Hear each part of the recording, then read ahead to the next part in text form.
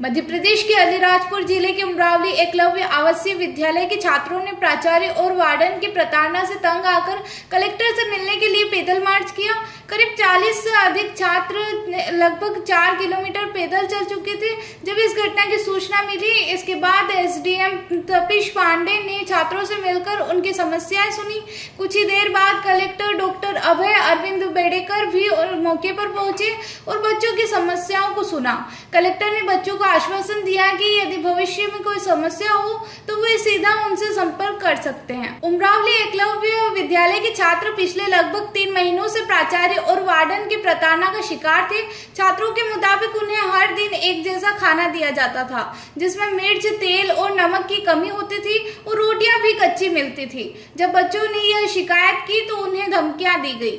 Warden ने तो यहाँ तक कह दिया कि उनकी नियुक्ति दिल्ली से हुई है और कलेक्टर भी उनका कुछ नहीं बिगाड़ सकते। बच्चों की पैदल अलीराजपुर आने की खबर लगते ही कलेक्टर डॉक्टर अभय अरविंद बेड़ेकर ने एसडीएम तपीश पांडे को फौरन मौके पर भेजा ताकि बच्चे परेशान न हो। कुछ देर बाद कलेक्टर खुद मौके पर पहुंचे और बच्चों से बातचीत की। बच्चों ने हाथ से लिखा हुआ ज्ञापन कलेक्टर को सौंपा। कलेक्टर ने बच्चों को एक कागज का टुकड़ा फाड़ कर दिया और उनका मोबाइल नंबर दिया ताकि भविष्य में अगर कोई समस्या हो तो वे सीधा संपर्क कर सकें। इस घटना ने शिक्षा व्यवस्था की हो रही लापरवाही और प्रशासन की निष्क्रियता को उजागर किया है। बच्चों को अच्छे भोजन, सम्मान और उचित देखभाल मिलनी चाहिए, न कि धमकियों और प्रताड़ना का सामना। हमारा कोई कुछ कलेक्टर भी कुछ नहीं कर सकता। हम दिल्ली से भेजे सरकार एक साइन कर दी तो तुम कुछ नहीं कर सकते, जिंदगी बिगड़ सकती है। तुम्हारे को टीसी दे देंगे, ज्ञापन सौंपना थोड़ी बात पे टीसी देने की बात क्या देते।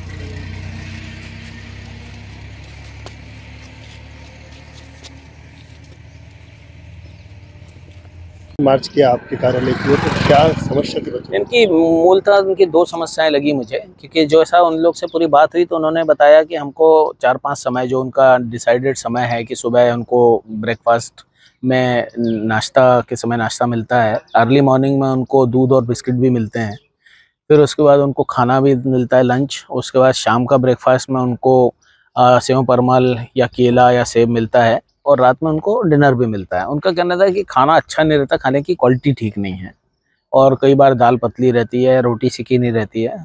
तो ये एक जनरल जिससे ऐसी प्रॉब्लम है। उनका जो मुझे एंग्विश लग रहा था, जो उनका गुस्सा लग रहा था या जो उनकी परेशानी लग रही थी कि टीचर्स जो है उनका व्यवहार ठीक नहीं है। तो मैंने उनको कहा है कि मैं टीचर्स की बैठक लूँगा।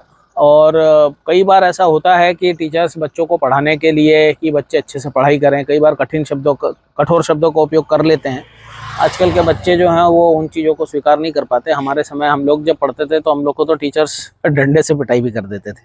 लेकिन ठीक है, नई पीढ़ी है, इनको समझाना है। बच्चे सब छोटे हमारे ही बच्चे हैं और उनको मैंने समझाया है कि हम व्यवस्थाओं को सुधारेंगे, तो ऐसी कोई बड़ी समस्या नहीं है, हम लोग सॉल्व करेंगे। सर, बच्चों को धमकी देने का मामला भी आया? एक धमकी देने का एक लड़के ने बोला जरूर है कि तुम्हारा सर काट दूंगा, ऐसा किसी टीचर ने बोला है।